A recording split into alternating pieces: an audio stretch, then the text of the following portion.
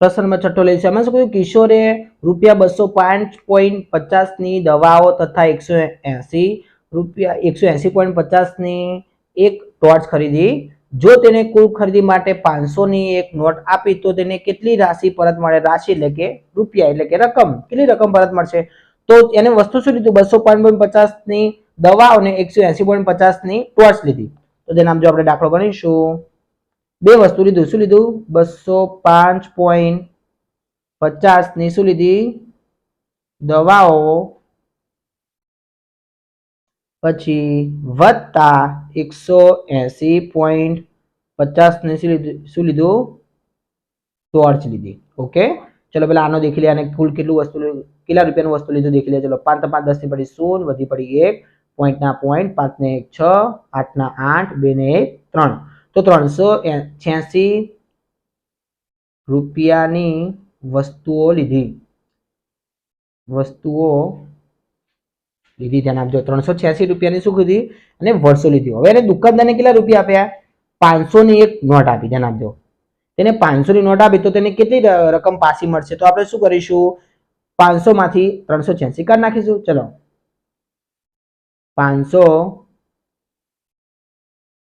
Not આપી ધ્યાન રાખજો 500 રૂપિયાની એક નોટ આપી માઇનસ 386 રૂપિયાનું એને શું કર્યું હતું વસ્તુ લીધી હતી 386 વસ્તુ લીધી હતી ચલો કાઢી નાખીએ 5 ચકી 4 અહીંયા 9 અહીંયા આવશે 10 10 માં 6 કેટલા વધે 4 9 માંથી 8 જાય તો 1 4 માં 3 જાય તો 1 114 રૂપિયા પરત મળશે કેટલા રૂપિયા પરત મળશે 114 રૂપિયા તો આપણો અહીંયા જવાબ આપેલો છે હા બી માં આપણને આપેલો છે રૂપિયા 114 એ આપણો જવાબ રહેશે નંબર 7 માં શું કીધું છે એક દુકાનવાળો બોલપેન ₹12 ની એક અથવા ₹50 માં 5 નું એક પેકેટના ભાવે વેચે છે જો કોઈ વ્યક્તિ 23 બોલપેન ખરીદે તો તેને ઓછામાં ઓછી કેટલી રકમ આપવી પડે છે એમ કહે છે ધ્યાન આપજો એક દુકાનદાર 26 બોલપેન છૂટક બોલપેન કેટલા રૂપિયા વેચે છે ₹12 રૂપિયામાં ઓકે ઓકે ₹12 ની એક એટલે કે એ છૂટક લેવી હોય તો આપણે ₹12 નહીં પડે ને 50 માં 5 નું એક પેકેટના ભાવે આપે છે એટલે કે 50 રૂપિયામાં 5 રૂપિયાની એક બોલપેન થાય ને એ રીતે તમને આખું પેકેટના ભાવે વેચે છે ઓકે તો એક વ્યક્તિને કેટલા 23 બોલપેન લેવી છે તો ચલો હવે આની અંદર શું કરીશું આપણને 5 નું કીધું છે એક પેકેટના ભાવે વેચે છે તો હવે એક બોલપેન તમને ખબર પડી ગઈ 5 લેવી હોય તો 50 રૂપિયામાં પડે એક લેવી હોય તો કેટલામાં પડે 12 પડે તો આપણે અહીંયા કેટલી બોલપેન લે છે 23 બોલપેન લે છે તો આપણે આની અંદર શું કરીશું કે પેલા દેખીએ 5 5 ને કેટલા ભાગ પડે છે તો કે 5 ચોકુ 20 થાય ધ્યાન આપજો નંબર 7 લઈશું દેખાય 5 નું એક પેકેટ એટલે લખીશ 5 નું એક પેકેટ બરાબર કેટલામાં વેચે છે ₹50 માં તો 5 નું કેટલા પેકેટ થાય 23 બોલપેનમાં જો 5 ચોકુ 20 બોલપેન થઈ ગઈ બોલપેન તો 5 ના એવા કેટલા પેકેટ લેશે 4 5 ના માટે કરીશું માટે 5 ના 4 પેકેટ લેશે હવે એક પેકેટની કિંમત કેટલી હતી 50 તો 4 પેકેટની કિંમત કેટલી થાય તો આપણે અહીંયા લખીશું એક પેકેટની કિંમત એક પેકેટ બરાબર ₹50 માટે એવા કેટલા પેકેટ લેશે 4 પેકેટ લે છે તો 4 પેકેટ બરાબર કેટલા થાય 50 ગુણ્યા 4 કેટલા થાય 50 ચોક 200 રૂપિયા કેટલા રૂપિયા થયા 50 ચોક 200 રૂપિયા થયા હવે આપણે શું કરીશું હવે જો 4 એને 4 એટલે 5 ચોક 20 બોલપેન એને શું કર્યું 5 ના પેકેટમાં લીધી પણ એને ઉપર છૂટક કેટલી લીધી છે 3 બોલપેન લીધી છે તો એક બોલપેનની કિંમત કેટલી કીધી છે આપણે 12 તો 3 બોલપેનની કિંમત કેટલી થાય તો આપણે ગણીશું એક બોલપેન બરાબર ₹12 માટે 3 બોલપેન બરાબર કેટલા થાય 12 ગુણ્યા 3 બરાબર 12 તરી 36 રૂપિયા ઓકે જો 200 રૂપિયા આપણે 20 બોલપેન એને આપ્યા ને બીજી 3 લીધી અને કેટલા આપ્યા 36 રૂપિયા બીજી 3 બોલપેનના આપ્યા તો દેખીશું હવે કુલ કેટલા રૂપિયા આપ્યા તો તેને ઓછામાં ઓછી કુલ કેટલી રકમ આપવી પડી હતી? ઓછામાં ઓછી. તો માટે માટે કુલ બરાબર તો શું કરીશું? 200 + 36. 236 નો સરવાળો કરો કેટલા થાય? 236. એ આપણો જવાબ રહેશે. હવે આપણે પ્રશ્ન નંબર 8 ની અંદર શું કીધું છે? એક માછલી ટાંકીને પૂરી છલોછલ ભરતા 45 લીટર પાણી આવે છે. ધ્યાન આપજો. તેનો 4/9 ભાગ ભરેલો છે. જો ટાંકીનો 2/5 ભાગ કાઢી લેવામાં આવે તો ટાંકીને પૂરી એટલે કે છલોછલ ભરવા માટે કેટલું વધુ પાણી જોઈશે? તો ધ્યાન આપજો. આ તો આની અંદર સૌથી સહેલું છે. અહીંયા શું કીધું છે? પૂરી ભરવા માટે જરૂરી પાણી કેટલું છે? 45 લીટર છે. તો અહીંયા લખીશું પૂરી ભરવી હોય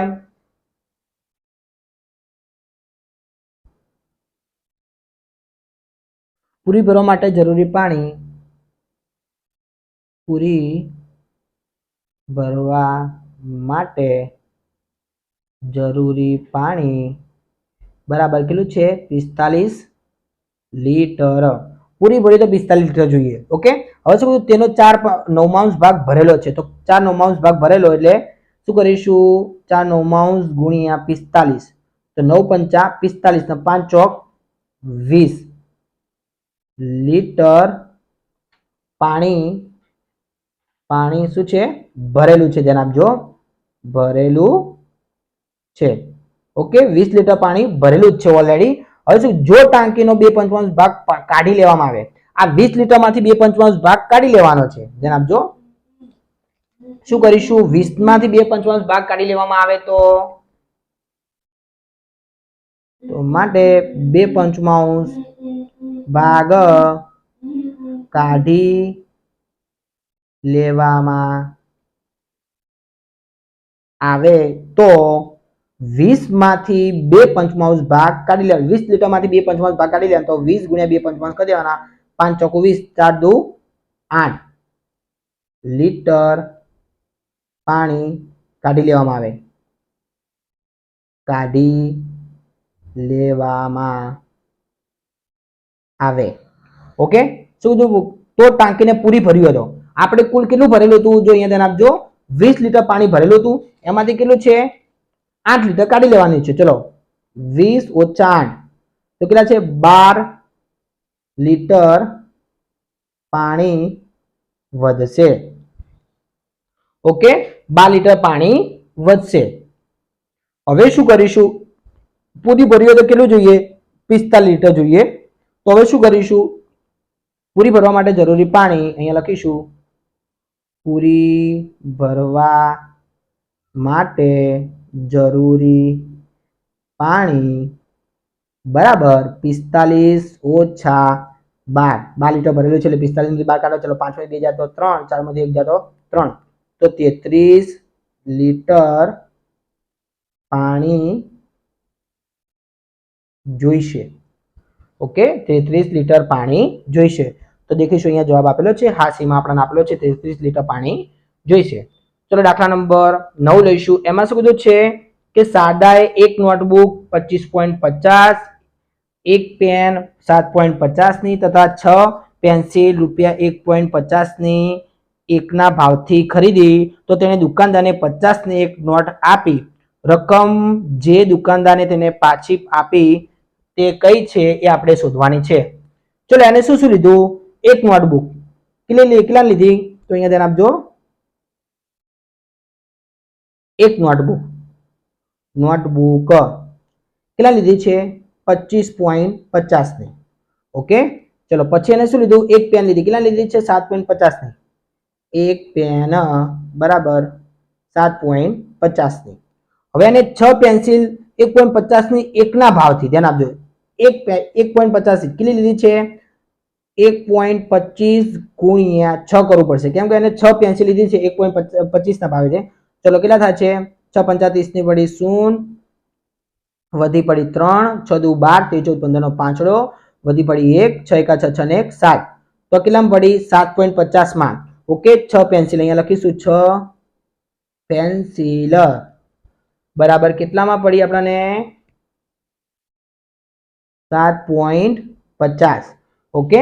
તો શું કીધું છે હવે ત્રણે ત્રણનો સૌથી પહેલા આપણે સરવાળો કરી નાખ્યો કુલ એને કેટલું લીધું છે જો 25.50 વત્તા જો 7.50 પોઈન્ટની નીચે જ પોઈન્ટ આવો જોઈએ વત્તા 7.50 ચલો સરવાળો કરી નાખીએ 0 0 5 તારી 15 નો પાંચડો વધી પડી 1 7 14 14 ને 15 15 ને 5 20 ની પડી શું વધી પડી 2 2 દુ 4 તો કેટલા મળ્યા 40.50 ની વસ્તુ ખરીદી હવે એને જો એને દુકાનદારને કેટલા રૂપિયાની નોટ આપી દી 50 ની નોટ આપી તો દુકાનદાર તેને કેટલી રકમ પાછી આપશે તો શું કહે 40.50 માંથી 50 કાઢી નાખીશું એટલે આપણને ખબર પડી જાય કેટલા રૂપિયા મળે છે તો ચલો અહીંયા કરીશું 50 ઓછા કેટલાના આપણે મળ્યા હતા 40.50 માં તો કાઢી નાખીએ 40.50 અહીંયા કાંઈ ના તો પોઈન્ટ પછી 2 0 મૂકી દેવાના બાદબાકી કરી દે એટલે ખબર પડી જાય 0 ચલો 0 માંથી 5 ના જાય તો 5 છેકીને 4 અહીંયા આપશે 9 અહીંયા આપશે 10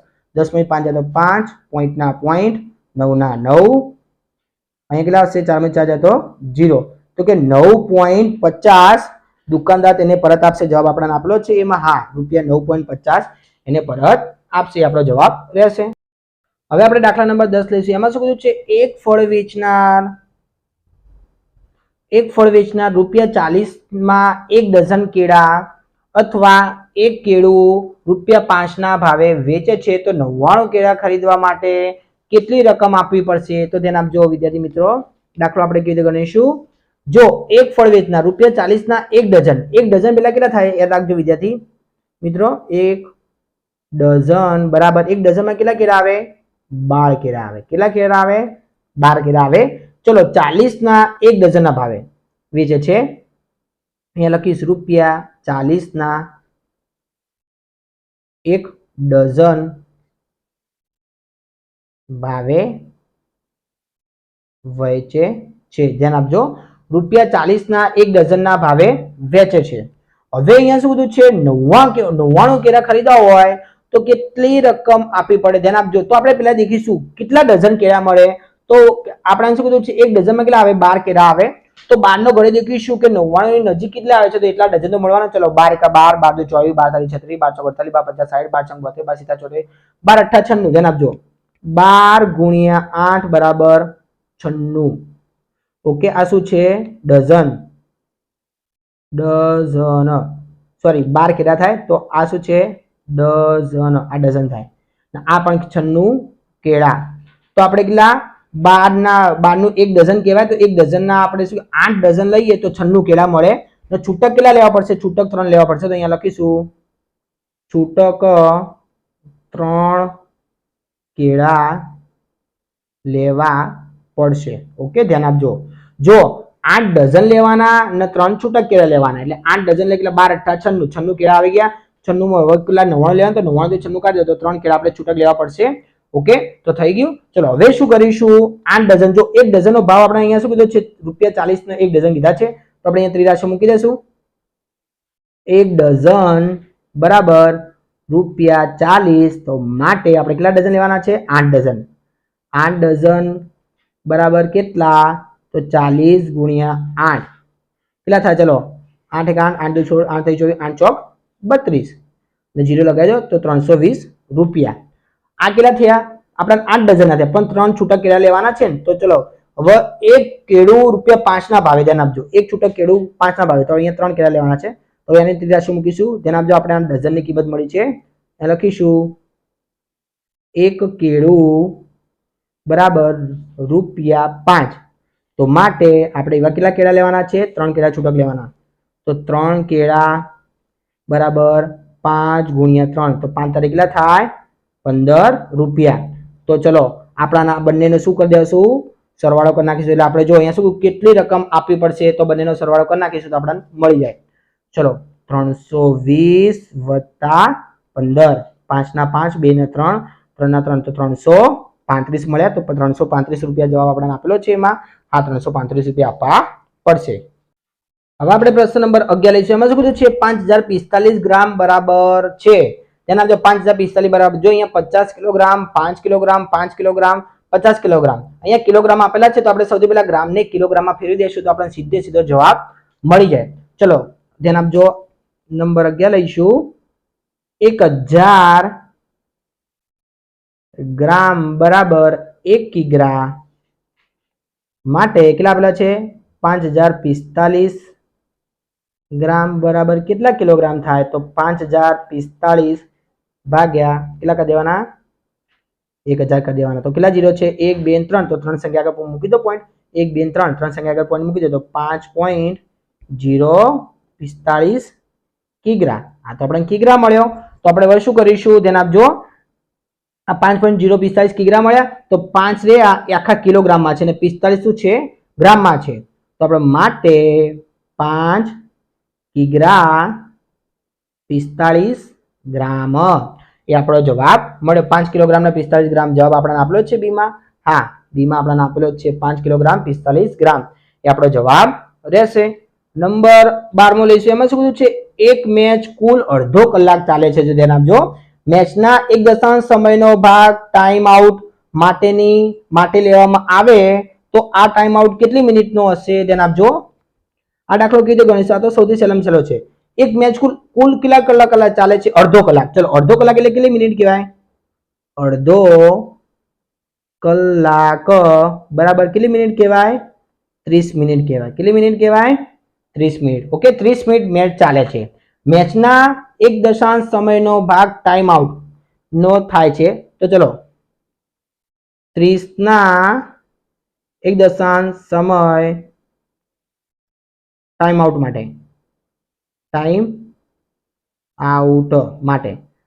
ચલો 30 નાનો મતલબ ગુણાકાર 1 દશાંશ કરી દે ચલો 0 0 ગયા તો 3 એકા 3 મિનિટ સમય શેના માટે થશે